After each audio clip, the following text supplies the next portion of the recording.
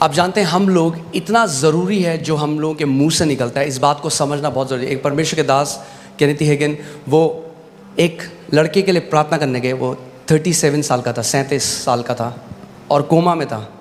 और वो जैसे ही हॉस्पिटल के कमरे में गए, उन्होंने हाथ रखा, प्रभु ने एकदम बोला अपना हाथ हटा ले क्योंकि ये बचेगा नहीं, मर जाएगा। और वो जो विश्वास करते रहे, जो डॉक्टर था उनके बिल्कुल अगेंस्ट था, क्योंकि वो विश्वास करते रहे चंगाई सबके लिए। उनका प्रभु ये कैसे हो सकता है, मैं हमेशा विश्वास मैंने सिखाया चंगाई सबके लिए। और प्रभु ने उनको बताया कि इस लड़के ने बचपन से बार बार एक गलत अंगीकार किया, और आत्मिक जहां में एक नियम है।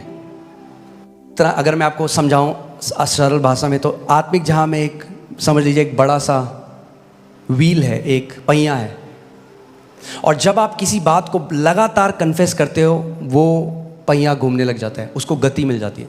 और जब उसको गति मिल जाती है, परमेश्वर भी आपकी अथॉरिटी को ओवर पावर नहीं करता। आप समझ रहे हैं मैं क्या कह रहा हूं? और प्रभु ने कहा अगर ये जिंदा होता, अगर एक कोमा के बाहर होता तो ये ठीक हो जाता। और फिर उन्होंने उसके भाई से कंफर्म किया, उसने कहा बिल्कुल सही बात है। जब ये छोटा था तब से ही कहता था मैं 40 साल तक जिंदा नहीं रहूँगा। पता नहीं क्यों कहता था, कह रहा हम भी बोलते रहे कि आप, हर बार बोलता रहता था। कैंप में गए हम, वहाँ पे भी कहता था मैं 40 साल नहीं देखूंगा अपने जीवन में। 37 में ही डाइड। पिता ने कहा मैंने इसको वापस घर बुला लिया है। वो वापस प्रभु के पास गया, मगर हम हर चीज़ परमेश्वर पे नहीं डाल सकते। हमारी भी एक रिस्पॉन्सिबिलिटी है पुत्रों की तरह।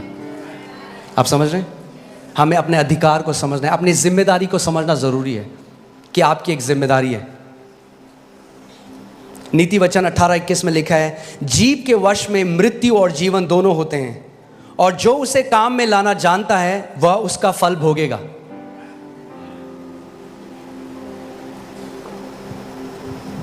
जीव के वश में मृत्यु और जीवन दोनों है। आपकी जीव के वश में मृत्यु और जीवन दोनों है। और आप चाहे तो उपवास कर लें, चर्च आ जाएं, मगर अगर आप लगातार मृत्यु बोल रहे हैं तो उस समय आ रहा है जब आप वो फल खाएंगे। अगर आप जीवन बोल रहे हैं तो वो फल समय आ रहा है जब आप उसको खाएंगे। एक डिले है स्पिरिचुअल रेल्म में और यहां पे होने में चीजें।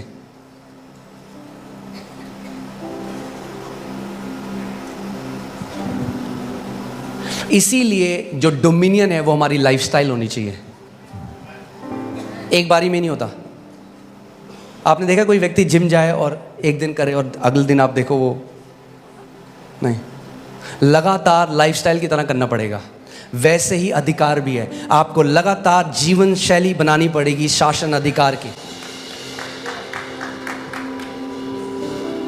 क्योंकि कई लोग इतना गलत बोलते आए हैं अपने मुंह से बार बार। आपको पता है दुष्ट आत्माएं वेट कर रही हैं कि आपके मुंह से गलत वर्ड निकले और वो उन वचनों को इस्तेमाल करें आपके विरोध में।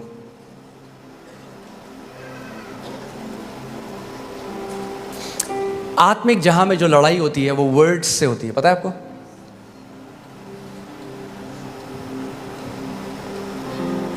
ये जो जादू टोना करने वाले, तांत्रिक मंत्र तंत्र करने वाले क्या करते हैं, क्या बोल रहे हैं? वर्ड्स बोल रहे हैं, कर्स कर रहे हैं, श्राप दे रहे हैं, और उन शब्दों को दुष्ट आत्माएं लेती हैं और जाती हैं काम असाइनमेंट में। वैसे ही जब हम परमेश्वर के वचन को बोलते हैं तो स्वर्गदूत एक्टिवेट हो जाते हैं, उन वचनों को लेते हैं और वो असाइनमेंट में काम पे जाते हैं। मगर अगर आपका मुंह बंद है, यद्यपि जय आपका इनहेरिटेंस है, आपकी मिरास है, आप जय में नहीं जी सकते। और मैं आपको एक बात बताता हूं, ध्यान से सुनिएगा। अगर आप जय में जीना चाहते हैं, ब्लेम करना छोड़ दीजिए। सबसे पहली चीज, मेरा जीवन ऐसा है क्योंकि मेरे पापा ने मेरे को ये नहीं किया, क्योंकि मेरी बहन ने, मुझे प्यार नहीं मिला।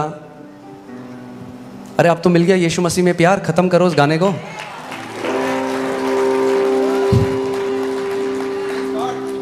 और सच्चा प्यार मिला है। रोमियो 5:5 में लिखा है, परमेश्वर ने पवित्र आत्मा के द्वारा प्रेम को, पिता के प्रेम को हमारे दिल में उंडेल दिया है। और अगर आप विक्टोरियस जीना चाहते हैं, जयवंत जीना चाहते हैं, आपको एक बेचारेपन की, विक्टिम मेंटालिटी से बाहर आना पड़ेगा। कई लोग सेम स्टोरी बोल रहे हैं 40 साल से, उसने मेरे साथ ऐसा किया। और वो जब बोलते रहते हैं, दुष्ट आत्माएं बहुत खुश होती हैं, वाह बोलता रहे, तेरे को हम दबा के रखेंगे ज़िंदगी भर। मगर जिस दिन वो परमेश्वर के वचनों को बोलने लग जाएंगे, जिस दिन वो परमेश्वर के पुत्र के अधिकार को समझने लग जाएंगे, वो ट्रांसफॉर्मेशन अपने जीवन में होने देगी। आमीन। आपको पता है कितने मसीह लोगों की बात कर रहा हूं मैं, जो प्रभु के बेटे और बेटियां हैं, वो टाइम से पहले चले गए, प्रभु ने उनको ले गया, उनका मुंह उनको ले गया। क्योंकि परमेश्वर आपकी फ्री विल को ओवरराइड नहीं करेगा। यही तो मैं कह रहा हूं, परमेश्वर को कंट्रोल करना होता तो सबसे पहले आदम और ईव को कंट्रोल कर देता बगीचे में। परमेश्वर आपको कंट्रोल, आप मुंह से जो भी बोलेंगे परमेश्वर कंट्रोल नहीं करेगा, वो आपको लीड करेगा, कंट्रोल नहीं करेगा कभी भी। इसीलिए जितने परमेश्वर की आत्मा के चले हैं। और बताइए भाई साहब कैसे हैं? अरे क्या बताएं, सैलरी 15 तारीख को खत्म हो जाती है। अरे पूछा मैंने, वो क्यों गा रहे हो अपने लैक का गाना सब जगह कि कमी घटी है? अरे बोलो मसीह में मैं आशीषित हूं, देखो क्या होगा। जितना कमी घटी बोलोगे उतना कमी घटी में जियोगे, जितना अबंडेंस बोलोगे उतना अबंडेंस में जियोगे, जितना चंगाई बोलोगे उतना चंगाई में जियोगे, जितना ब्लेसिंग बोलोगे उतना ब्लेसिंग में जियोगे।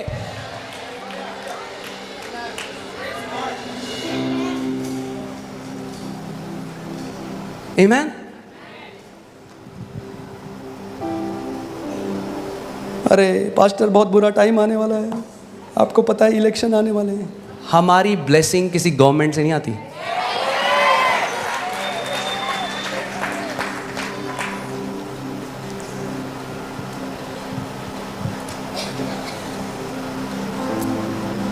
बहुत सीरियस हो गए कुछ लोग।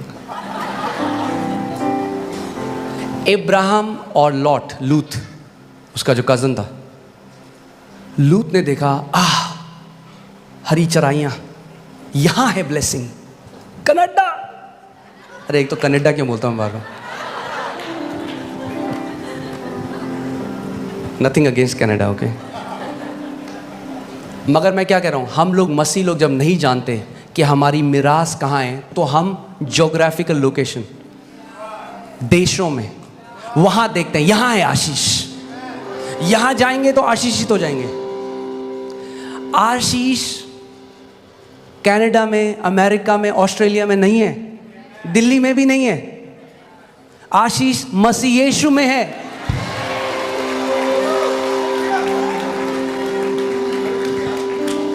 इफिसियों 1:3 लगाइएगा। परमेश्वर ने हमें सारी आत्मिक आशीष से आशीषित कर दिया है। कहां पे? मसीह यीशु में। कहां पे आशीष है? मसीह यीशु में। सो लॉत ने देखा, उसने देखा मेरी आशीष एक जगह में, और वहां गया और नाश हो गया। और इब्राहिम रेगिस्तान गया और वहां पे प्रॉस्पर करता चला गया। सो चाहे इलेक्शन का रिजल्ट कुछ भी हो, आप प्रॉस्पर करते रहेंगे यीशु के नाम में।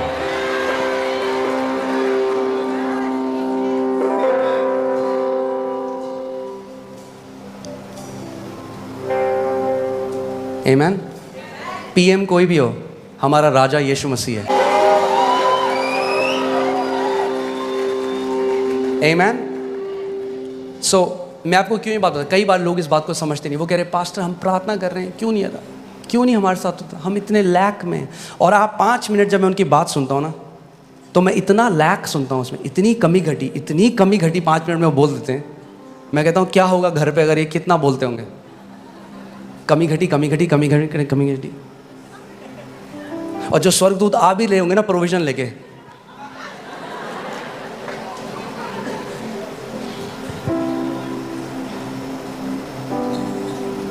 और हमें लगता है अरे ये कोई ऐसे थोड़ा ना होता है, मैंने तो प्रार्थना कर दी। हम सोचते प्रार्थना ने एक जादू की छड़ी घुमाना जैसे। मैंने प्रभु को बोलते प्रभु हमारे लिए कर देना बस। नहीं, आपकी एक जिम्मेदारी, आप अपने मुंह से क्या निकालते हो एक बेटे की तरह। क्या आप परमेश्वर को अनुमति देते हो आपको ब्लेस करने के लिए? आप कहोगे ये कैसी बात हुई? यही तो बात हुई। परमेश्वर तो सबको ब्लेस करना चाह रहा है। अब मैं अगर आपको समझाऊं तो, अब अगर मैं इसको ऐसे कर दूं और फिर इसके ऊपर पानी डालूं तो भरेगी बोतल? कई लोग ऐसे ही हैं, मसीह ऐसे हो रखे हैं, झरने के नीचे हैं मगर भरे नहीं इतने साल से। क्यों? क्योंकि उल्टे बैठे हैं ऐसे। वो कह रहे हैं प्रभु क्यों नहीं हो रहा है कुछ। थोड़ा ढक्कन खोलो, झरने के नीचे हो।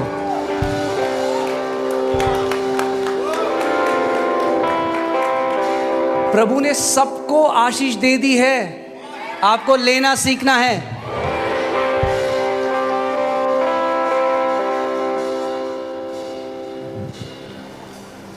आमीन। नीति वचन 6:2 देखते हैं। नीति वचन 6:2, तो तू अपने ही मुंह के वचनों से फंसा और अपने ही मुंह की बातों से पकड़ा गया। कैसे फंसे आप? इंग्लिश बाइबल में लिखा है, you are snared by the words of your mouth. Snared जो वर्ड है वो है जो शिकारी जो फंदा लगाते हैं चिड़ियों को फंसाने के लिए। सो प्रभु कह रहा है तूने अपने मुंह से अपने लिए फंदा लगाया और फिर कूद गया उसके अंदर। ये तूने किया है। लोग कहते हैं मैंने कब किया? जब आप बार बार कमी घटी की बात करते हो तो क्या आएगा आपके पास? कमी घटी। मरकुस 11:24 में यीशु ने कहा, he shall have whatever he says. उसको वो मिलेगा जो वो कहता रहता है।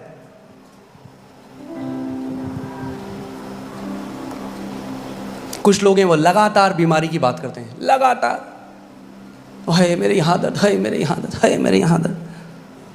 और ठीक है दर्द है, उसके लिए मना नहीं कर रहे, मगर चंगाई की आयतें बोलने लग जाओ जो बाइबल में दर्द चला जाएगा।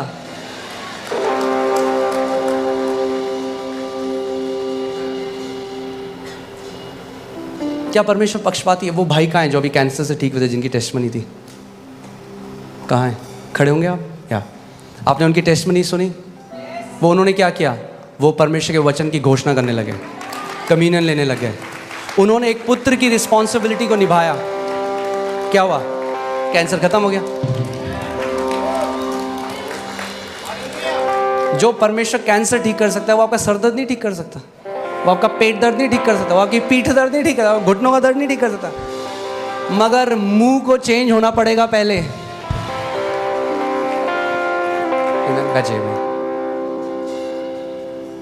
आमीन। पुत्र की तरह हमें बोलना सीखना पड़ेगा, पुत्र की तरह बोलना सीखना पड़ेगा। आमीन। मैं ये नहीं कह रहा कि हम झूठ बोलें। अगर आप लैक में कोई बोले कहना अच्छी करोड़ों पड़े हैं अकाउंट में, मैं ये नहीं कह रहा वो करो, पर मैं कह रहा हूं बार बार मत बोलो एक गाने को, आदत बन जाएगी आपकी बोलना सबको। कई लोग सबको बताते हैं मेरी सैलरी 20 तारीख को खत्म हो जाती है, और होता पता है क्या है? फिर लोग आपकी इज्जत करना बंद कर देते हैं। तो कहेंगे फिर बार बार आके वही बोलता है, क्यों बता रहे हो? पूछ रहे हो आपसे। अपने कमरे में जाओ, वचन खोलो, खुदा को बताओ उसका वचन क्या कहता है। उसका वचन कहता है मुझे रिमाइंड करा, मुझे स्मरण दिला कि मैंने क्या कहा है। आमीन। मैं आपको बता रहा हूं, जो आप कंटिन्यूअली कन्फेस करते हो वो आप खाने लग जाओगे। जो आप लगातार जिसकी घोषणा करते हो वो फल आप खाने लग जाओगे यीशु के नाम में।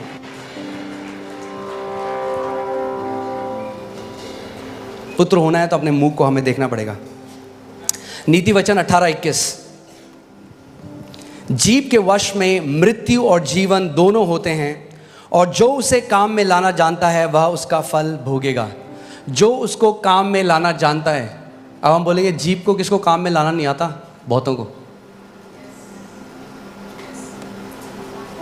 जिसके लिए दी थी उसका उल्टा कर रहे हैं हम लोग। जीवन के लिए दी थी, कई लोग मृत्यु बोल रहे हैं इसे। और अपनी जीभ से लोगों ने अपने जीवन, आप जानते हैं अपनी जीभ से आप अपने जीवन को छोटा या अपने जीवन को लंबा कर सकते हैं। अपनी जीभ से आप गरीबी में जी सकते हैं पूरे जीवन, या आप समृद्धि में जी सकते हैं। अपनी जीभ से आप बीमारी में जी सकते हैं, या अपनी जीभ से आप चंगाई में जी सकते हैं।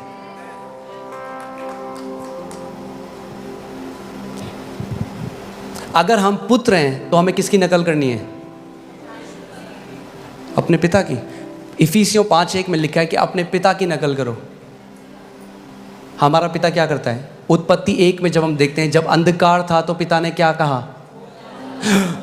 उसने कहा वो सौदर, वो इधर आओ जरा, कितना अंधकार है, बड़ा अंधकार है भाई। कई लोग स्टेटस लगा लेते हैं,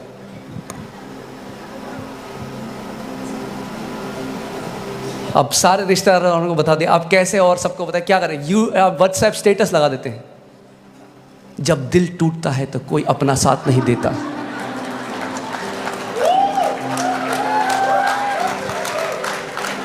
तभी तो नहीं देता साथ, झेल हो गई है लोगों की सुन सुन के। आप सिंपैथी मत ढूंढो, वचन को ढूंढो, जीवन बदल जाएगा।